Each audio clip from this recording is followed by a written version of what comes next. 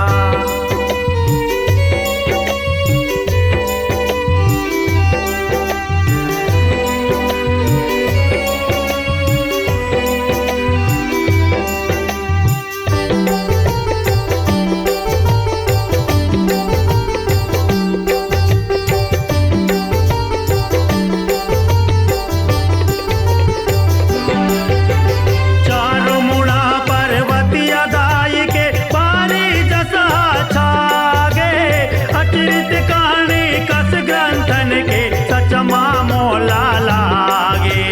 सचमा मोला लागे हो भोला, सचमा मोला लागे। दुपी विपदाला महतारी ले तुरते हावै भागे। नर नारी जय पूजल करते हावै भाग जागे। आवै भाग जागे हो भोला, आवै भाग जागे। नानक मर के नैया तुरते नैया तुरते, नैया तुरते। पार लग गे वो दाई गौरी गौरा कैसे बोला बन गिरा।